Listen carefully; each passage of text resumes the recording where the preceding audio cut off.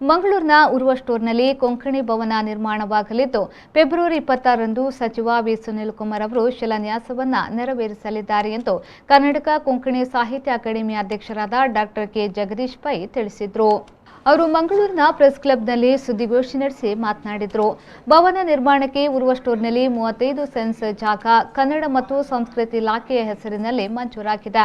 ಕರ್ನಾಟಕ ಸರ್ಕಾರದಿಂದ 300 ಲಕ್ಷ ಅನುದಾನ ಜಿಲ್ಲಾಧಿಕಾರಿ ಕಚೇರಿಗೆ ಬಿಡುಗಡೆಯಾಗಿರುತ್ತದೆ. ಕಟ್ಟಡದ ಕಾಮಗಾರಿ ಆರಂಭಿಸುವ ಬಗ್ಗೆ ಜಿಲ್ಲಾಧಿಕಾರಿ ಅವರಿಂದ ಈಗಾಗಲೇ ಅನುಮತಿ ಲಭಿಸಿದ್ದು, ಲೋಕೋಪಯೋಗಿ ಇಲಾಖೆ ಮಂಗಳೂರು ಮೂಲಕ ಕೆಲಸವನ್ನು ಪ್ರಾರಂಭಿಸಲಾಗಿದ್ದು, ಗಿಡಗಂಟಿಗಳನ್ನು ತೆರವುಗೊಳಿಸಿ ನೆಲಸಮಗೊಳಿಸಲಾಗಿದೆ. ಶಿಲಾನ್ಯಾಸ ಕಾರ್ಯಕ್ರಮಕ್ಕೆ ಸಚಿವ ಕೋಟಾ ಶ್ರೀನಿವಾಸ್ ಪೂಜಾರಿ, ಸಂಸದ ನಳಿನ್ ಕುಮಾರ್ ಕಟೀಲ್, ಶಾಸಕ ವೇದವ್ಯಾಸ್ ಕಾಮತ್, ವಿಧಾನ ಪರಿಷತ್ನ ಸದಸ್ಯರಾದ ಪ್ರತಾಪ್ ಸಿಂಹನಾಯಕ್, ಮಾಜಿ ಸಚಿವ ಸಿಟಿ ರವಿ, ಮೇಯರ್ ಪ್ರೇಮಾನಂದ ಶೆಟ್ಟಿ, ಕರ್ನಾಟಕ ತುಳು ಸಾಹಿತ್ಯ ಅಕಾಡೆಮಿ ಅಧ್ಯಕ್ಷರಾದ ದಯಾನಂದ್ ಕತ್ತಲ್ ಸರ್ ಮುಖ್ಯ ಅತಿಥಿಗಳಾಗಿ ಭಾಗವಹಿಸಲಿದ್ದಾರೆ ಎಂದು ಮಾಹಿತಿಯನ್ನ ನೀಡಿದರು.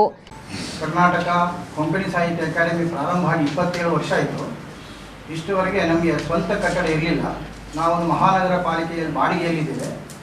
ಈ ಸಲ ಹೊಸ ತಂಡದೊಂದಿಗೆ ಕೆಲಸ ಮಾಡಿದ್ರಿಂದ ನಮಗೆ ಸರ್ಕಾರ 3 ಕೋಟಿ ರೂಪಾಯಿ ಕೊಟ್ಟಿದೆ. ಅದೇ ರೀತಿ 35 ಸೆನ್ಸ್ ಬೇರೆ ಬೇಲೆಯಲ್ಲಿ ಉರ್ವಾಸ್ಟರ್ ಹತ್ರ ಕೊಟ್ಟಿದ್ದಾರೆ. ಇದರಲ್ಲಿ ಸರ್ಕಾರದ ಮತ್ತು ಜನಪ್ರತಿನಿಧಿಗಳ ಸಹಕಾರ ತುಂಬ ಇದೆ. ಅವರಿಗೆ ನಾನು ಧನ್ಯವಾದಗಳನ್ನು ಅರ್ಪಿಸ್ತೇನೆ. ನಾಡ್ದು ಶನಿವಾರ 26ನೇ ತಾರೀಕು 11 ಗಂಟೆಗೆ ನಮ್ಮ ಕನ್ನಡ ಮತ್ತು ಸಂಸ್ಕೃತಿ ಇಲಾಖೆಯ ಸಚಿವರಾದ ಮಾನ್ಯ ಶ್ರೀ ಸುನೀಲ್ ಕುಮಾರ್ ಶಿಲಾನ್ಯಾಸ ಮಾಡಲಿಕ್ಕಿದ್ದಾರೆ.